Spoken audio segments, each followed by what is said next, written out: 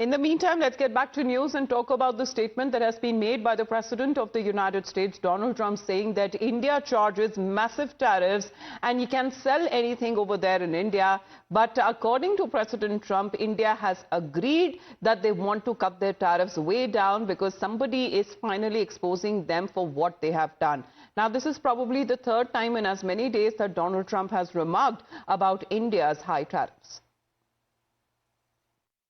India charges us massive tariffs, massive. You can't even sell anything into India. It's almost restrictive. It is restrictive. You know, we do very little business inside. They've agreed, by the way, they want to cut their tariffs way down now because somebody's finally exposing them for what they've done. Well, let's get in a word from Srinjoy, who is connected with us live. Srinjoy, good morning. What do we make of this statement? US President Donald Trump again raising the issue of India and saying that India has agreed to cut tariffs on American imports, crediting his administration for exposing what he called as unfair trade practices. Well, this is a classic Trumpism. Trump says a lot of these things. Now, when this issue of tariffs came up, when India and America were discussing all this, India only made 2 points. First point was, look, we've cut tariffs on Harley-Davidsons in one case down to 10%. Now that's a serious cut. Now that is something the Americans agreed upon. The other thing that India told America was that let's keep this discussion under the radar, below the radar, under wraps. And this is something India felt would help the whole process rather than talk about it day in, day out. But unfortunately, this is classic Trump. He has to talk about things, and he has to talk about things in public. Now, this is something India will be doing because an FTA is coming up between India and America. So once that happens, then naturally there will be different levels on tariffs on both sides. Let's not forget that. Now, if that happens, this whole problem will be solved. Now, this FTA is under negotiations. So what President Trump has said is a little premature. But Srinjoy, what does he mean when he claims that India acted because somebody is finally exposing them? Because his remarks is also coming days after announcing reciprocal tariffs on India. Well, the somebody, according to him, is himself. As I said, it is classic Trumpism. It's all about himself. So that's fine. We understand this is how he is. And nevertheless, work on the FTA is going on. The Commerce Ministry is dealing with this issue. And there will be a solution to this tariff problem. All right. We'll also talk about how this has created a political stir back home as Srinjoy continues to be with us, because Donald Trump's statement has triggered a political row as far as saying that this is buckling under pressure of the United States, where India has agreed to cut tariff remarks that came in from the President of the United States. The opposition goes after the government over the comments as far as questioning the very dosti or the friendship between Modi and Trump. This is where, when it comes to the leaders from the Congress party, have been raising question, asking Rishabh the main question that why didn't they hear it first from the government? Why do they have to hear of cutting tariffs from the President of the United States? They are seeking answers. Well, definitely, if we talk about this, and this is a revelation that has come in from Donald Trump and not here in India. And yesterday, till evening around 4:30, 5 o'clock, when we asked this to External Affairs Ministry, on record, External Affairs Ministry said that it is being negotiated. You know, the tariff talks began when Prime Minister was there last month, and negotiators are in United States. Piyush Goyal himself was in United States to look at the negotiations and oversee the negotiations. But now Donald Trump says that India has agreed to cut on tariff. on tariff on what commodities the tariff has been reduced, what are the new tariff rates, that yet to be seen. But the major question is, yes, Delhi has not responded to it. Opposition now is raking up this issue, saying that has India given in to White House's demand? Has India budged in without retaliating? Is what the major questions from opposition parties are coming in.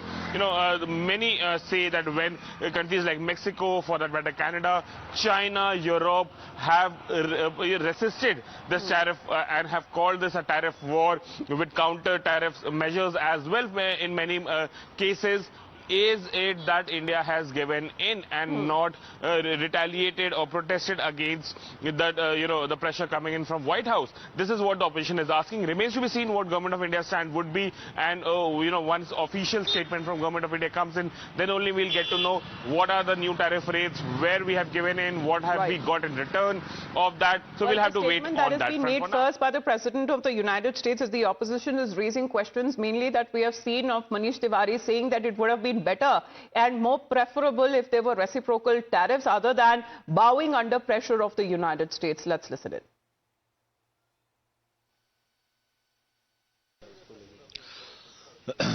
President Donald Trump has been repeatedly vilifying India, calling it a serial tariff abuser.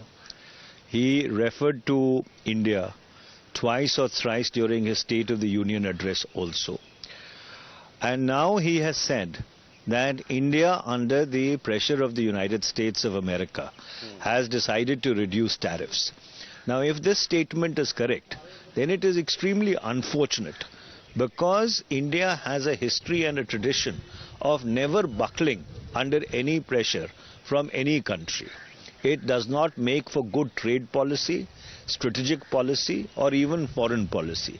It is much better to accept reciprocal tariffs than keel down in the manner in which President Trump is suggesting. If at all the government is rationalizing tariffs under the pressure of the United States of America, there cannot be anything more unfortunate, and it will be raised strongly in Parliament. Of the opposition who are now seeking an answer in a formal statement from the government of India over the statement that has been made by President Donald Trump. He also says more, especially speaking on the ongoing invasion of Russia and Ukraine, where he says that he is strongly considering large-scale sanctions and tariffs on Russia as well, unless a ceasefire is reached. His warning comes amid intensified Kremlin attacks. Meanwhile, his administration's decision to halt military aid and intel sharing with Ukraine has also drawn a lot of criticism, with many calling this as a move that favors Moscow. Let's get in a word again from Rishabh on this, because Rishabh, we want to hear and also what President Putin has to say on this, because on the new sanctions call that has been given by the United States, now Putin says that he is open for a truce but with conditions, saying that a truce is possible but with condition. And is Donald Trump now going to back as far as this stance is concerned? Because here Donald Trump, Rishabh, seems to be trying to get very hard both to Ukraine and Russia to come on a table, be on the same page and negotiate as far as the conditions are concerned for a peace deal or a ceasefire immediately. What are we hearing from both sides? Well, what Donald Trump means when he says something or something other is something that only Donald Trump can decipher for the world, because with every passing day, the statements coming in from Washington is getting more and more complicated, and we have seen that over last 1 month. But having said that, here in this issue, when it comes to Russia, Ukraine, US tried to first restrain Ukraine and thought that that will help the peace process if Zelensky agrees to cede all the captured territory to Russia and be happy with whatever is left in what is called Ukraine now. Zelensky gave a fight back. Europe stood with Zelensky, and then Trump did realize that, okay, this might fracture NATO as well to a certain extent, and that's the reason that now we are seeing that Donald Trump is now using the different tactics and asking Russia to stop the war, otherwise there will be hard banking sanctions on them as well.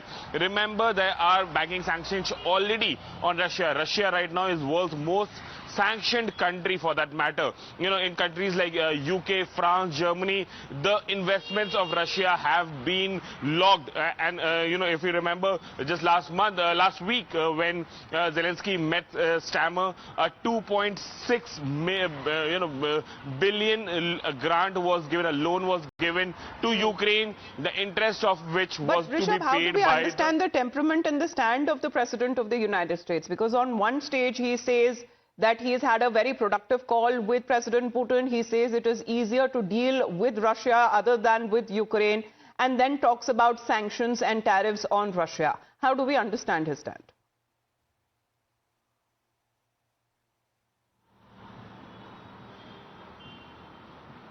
Well, you know, how do we understand this? The point is, as we have been speaking, Riyadh is right now the place where the negotiations are happening. We saw American delegation along with J.D. Vance, the Vice President himself, negotiating with the Russian delegation. Now what we are given to understand that there will be negotiations with Ukraine as well in Riyadh, in Saudi Arabia itself. J.D. Vance is very unlikely to be part of that negotiation, given that Ukraine blamed J.D. Vance for what happened in Oval Office of the White House last week. The National Security Advisor is most probably being the leader for that negotiations.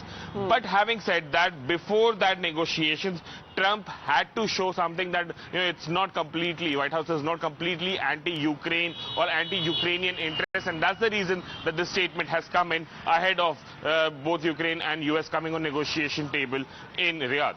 All right, so this is a call that seems to be made by President Donald Trump himself, where he is now seeking as far as cooperation and coordination both from Ukraine and from Russia, saying come to the table, negotiate. And this is where, when it comes to negotiating a peace deal to Russia and Ukraine, get to the table right now before it is too late. Thank you. That is the statement coming in from the President of the United States. Srinjoy, Rishabh, thank you very much. We'll be back after a short break.